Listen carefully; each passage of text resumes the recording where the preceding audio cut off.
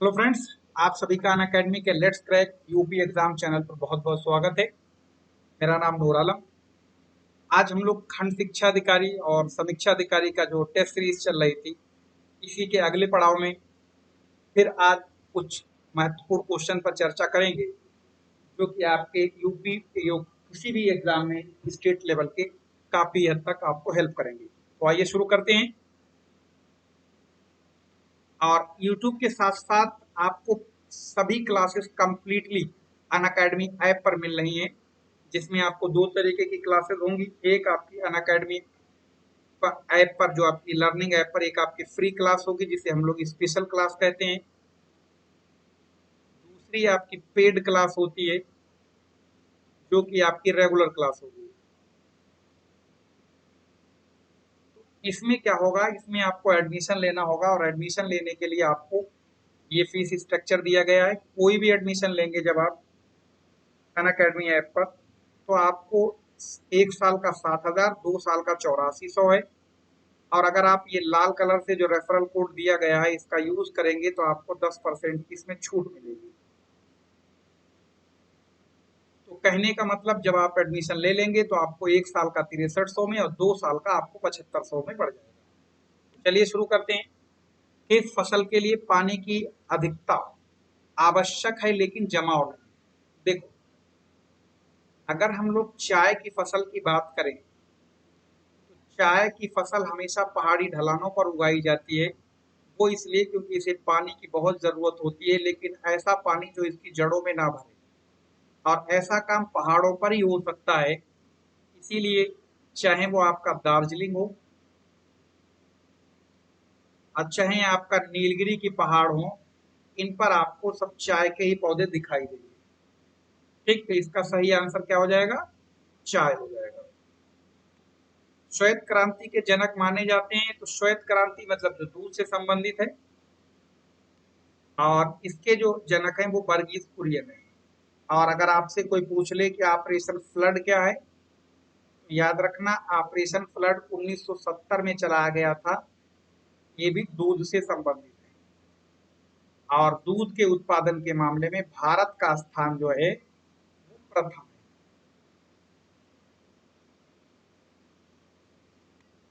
अगले सवाल की तरफ बढ़ते हैं। निम्नलिखित में से कौन सी फसल रबी की फसल नहीं है? तो देखो बच्चा, रबी की जो फसल है वो गेहूं है। यानी रबी की फसल को आप ऐसे याद रखिए कि जिन्हें हम लोग जाड़े में उगाते हैं वो सब रबी की होती है। तो गेहूं भी जाड़े में उगाया जाता है, जौ भी जाड़े में होता है, जाड़ा जब होता है तब। ये भी जाड़े के टाइम पर होता है। ये जो है बरसात के सीजन में होता है, और वर्षा सीजन वाली सभी फसलों को खरीफ की फसल कहा जाता है। ठीक। निम्नलिखित में से किस फसल की खेती भारत में सबसे अधिक क्षेत्रफल में होती है? तो भारत में सबसे ज्यादा अगर किसी की खेती होती है, तो याद रखना, धान की खेती सबसे ज्यादा क्षेत्रफल पर होती है। साथ ही साथ ये भी याद रखना है कि धान भारत की प्रमुख फसल है। ये धान भारत की प्रमुख खाद्य फसल है।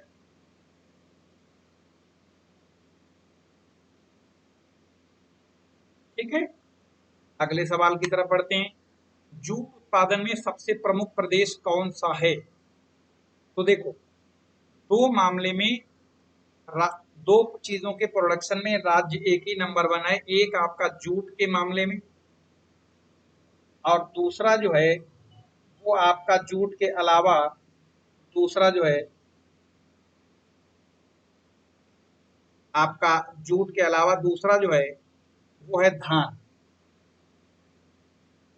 इन दोनों के मामले में पश्चिम बंगाल नंबर 1 पर है। ठीक है, इन दोनों के मामले में पश्चिम बंगाल नंबर 1 पर है। इसीलिए यहाँ पर इसको ध्यान रखना है, सही आंसर इसका है पश्चिम बंगाल। ठीक है, तो सही आंसर पश्चिम बंगाल है। अगले सवाल की तरफ बढ़ते हैं, और अगला सवाल ये है कि भारत में सर्वोत्तम चाय कहाँ पैदा होती है? तो सबसे उत्तम चाय जो होती है, जोहराट, जो कि असम में एक जगह का नाम है। नीलगिरी जो कि एक तमिलनाडु में जगह का नाम है, दार्जिलिंग जो कि आपका पश्चिम बंगाल में है, कूच बिहार आपका बिहार में है। तो सबसे उच्च कोटि की जो चाय होती है वो दार्जिलिंग में होती है। ठीक है, ऐसे याद रखेंगे। भारत में प्राकृतिक रबड़ का सबसे अधिक उत्पादन किस राज्य में होता है? तो प्राकृतिक रबड़ का सबसे ज्यादा उत्पादन जो होता है वो केरला में होता है, याद रखना। ठीक है, और केरल में क्या होता है? नारियल होता है। और क्या होता है? गरम मसाले होते हैं, सबको पता है। ठीक है। हाँ, इनमें से कौन खरीफ की फसल नहीं है? तो खरीफ की फसल कौन सी नहीं है? देखो, कपास खरीफ की फसल है, बिल्कुल, नो डाउट। मूंगफली है, मक्का है, ये सब बरसात के सीजन में होते हैं। ये जो है वो रबी की फसल है।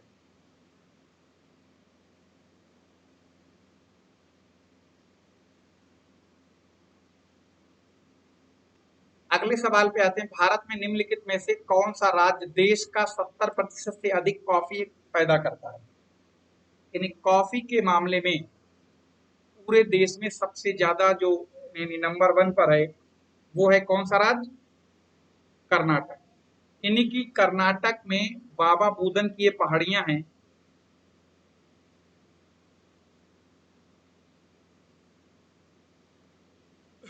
जो कॉफी के लिए ही जानी जाती है।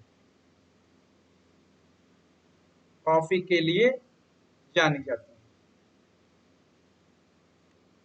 भारत में सबसे अधिक दाल का उत्पादन कौन सा राज्य करता है?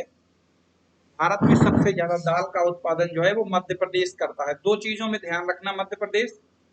एक तो सोया में, इसे सोयाबीन बोलते हैं। दूसरा दलहन में। और तीसरा इसे यहाँ पर टाइगर स्टेट भी कहा जाता है।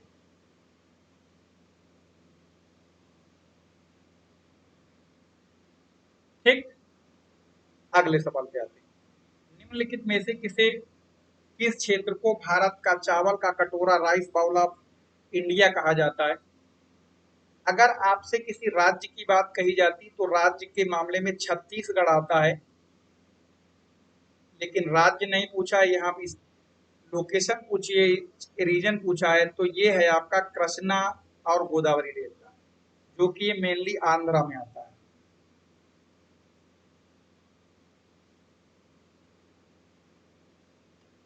श्वेत क्रांति का संबंध किससे है? जैसा अभी पहले बताया था आपको, श्वेत क्रांति का जो संबंध है वो आपका दूध के उत्पादन से है, अभी बताया था। और एक बात और बताई थी आपको कि ऑपरेशन फ्लड,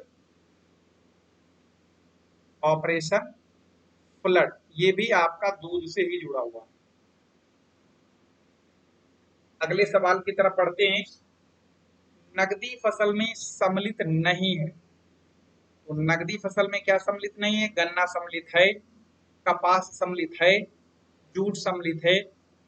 गेहूं जो है ये आपका खाद्यान्न है।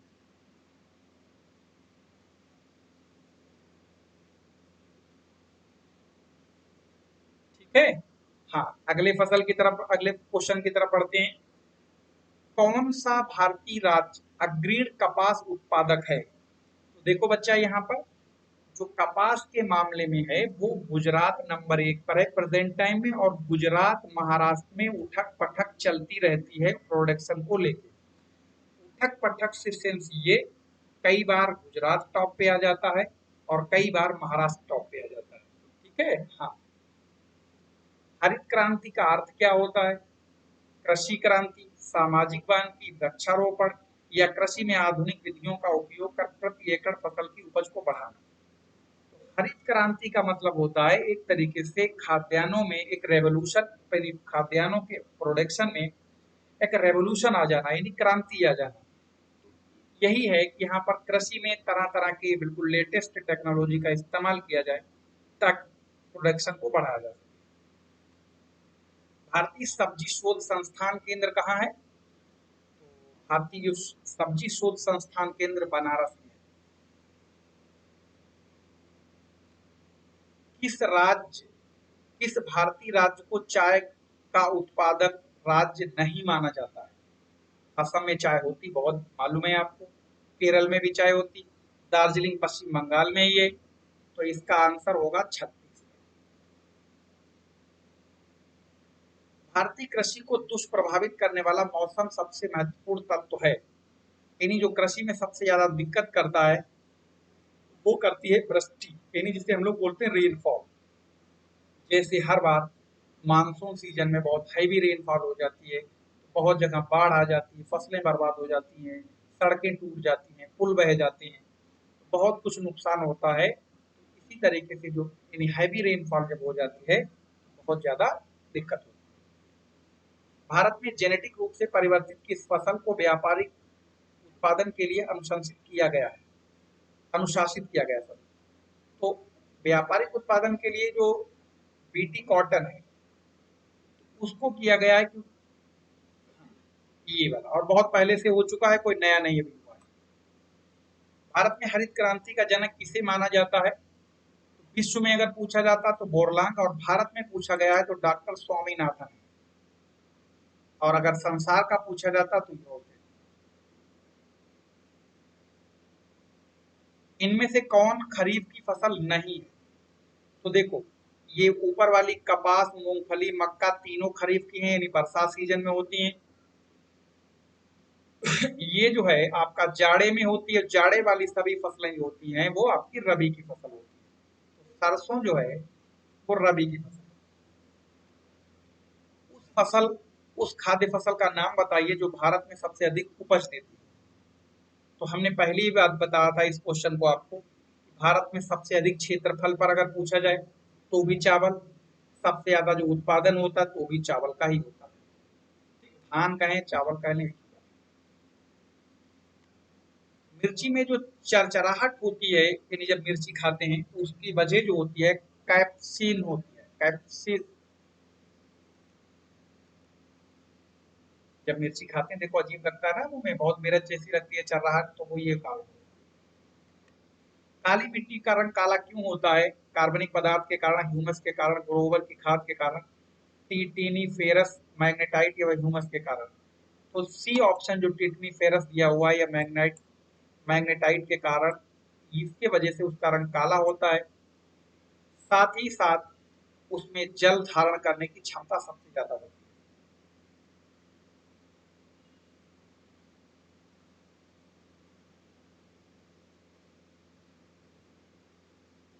अगले सवाल की तरफ चल, दलहनी पौधों की जड़ों में कौन से जीवाणु निवास करते हैं? तो ये तो बहुत कॉमन सा सवाल है, राइबोजियम बैक्टीरिया होता है, खास तौर से दलहनी फसलों में होता है, लेकिन अगर किसी एक दलहनी में लगाना है तो आपको मटर ध्यान रखना है।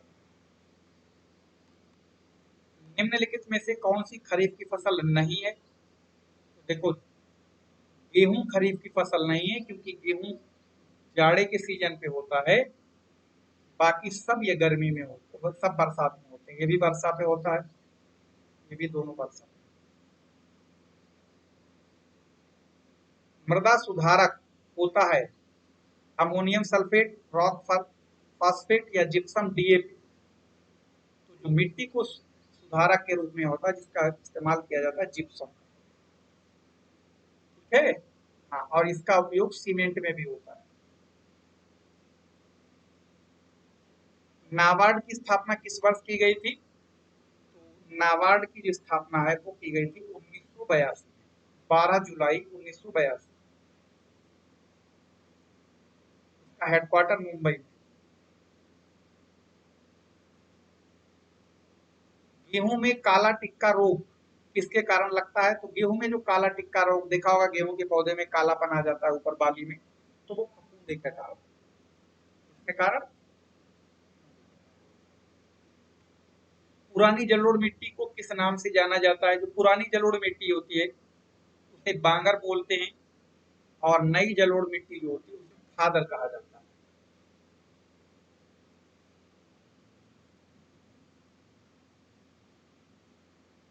ठीक है। हरित क्रांति के जनकदाता भारत में किसे कहा जाता है? बार बार क्वेश्चन बता चुके हैं। भारत में हरित क्रांति के जनकदाता स्वामीनाथन को कहा जाता है, श्वेत क्रांति अगर पूछती है तो लगाते हम लोग वर्गीज कुरियन को, लेकिन हरित क्रांति पूछा गया है तो स्वामीनाथन।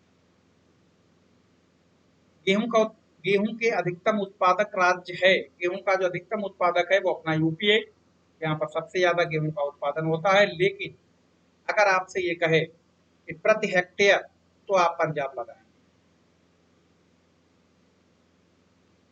केसर का सबसे ज्यादा उत्पादन कहाँ होता है, जान ही रहे हैं, केसर का सबसे ज्यादा उत्पादक जो होता है वो जम्मू कश्मीर में होता है। एक महंगी चीज है ये जम्मू कश्मीर में होता है। सेंट्रल टोबैको रिसर्च सेंटर कहाँ है, बहुत बार बता चुके हैं, राजमुंदरी आंध्र प्रदेश में है, गोदावरी नदी के किनारे है।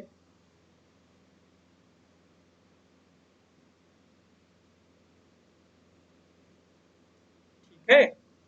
हाँ, स्वतंत्रता प्राप्त के बाद भारत ने किसके उत्पादन में सबसे ज्यादा प्रगति की, तो आजादी के बाद सबसे ज्यादा अगर प्रगति की भारत ने किसी में, तो है वो गेहूं। और गेहूं में सबसे ज्यादा जो हरित क्रांति का जो असर दिखा वो गेहूं और चावल में ही दिखा, लेकिन गेहूं में सबसे ज्यादा। गुजरात के विषय में निम्नलिखित कथनों पर विचार कीजिए। क्या तंबाकू का सबसे बड़ा उत्पादक है, मूंगफली का सबसे बड़ा उत्पादक है, नमक का सबसे बड़ा उत्पादक है, तीनों। हाँ, तंबाकू का सबसे बड़ा उत्पादक नहीं, ये गलत है, आंध्र प्रदेश है। और यही गलत है पहले वाला, बाकी सब सही है। मूंगफली का है, नमक का भी है, कपास का भी है, ये पहला वाला गलत है। कपास अनुसंधान केंद्र कहाँ है, कौन बताएगा। कपास अनुसंधान केंद्र जो है वो है आपका नागपुर। नागपुर कहाँ है, महाराष्ट्र। और इसे क्या कहते हैं, इसे कहते हैं संतरा नगरी। श्वेत क्रांति के जनक किसे माना जाता है, वह भी बता चुके हैं आपको, वर्गीज कुरियन को माना जाता है, जो कि क्वेश्चन कई बार बताया इसी सेशन में। तो आज के लिए इतना ही। और जिन लोगों ने चैनल को सब्सक्राइब ना किया हो उसको सब्सक्राइब कर लें। और हम लोग इसी तरीके से कंटिन्यू आपके साथ खंड शिक्षा अधिकारी और समीक्षा अधिकारी की जो टेस्ट सीरीज है लगातार करते रहेंगे, जिसमें आपको बहुत सारा फायदा मिलने वाला है एग्जाम में। 16 अगस्त को जब एग्जाम होगा तो आप देखिए इसमें से बहुत सारे आपको क्वेश्चन मिलेंगे। हमारे साथ जुड़ने के लिए आप सभी का बहुत बहुत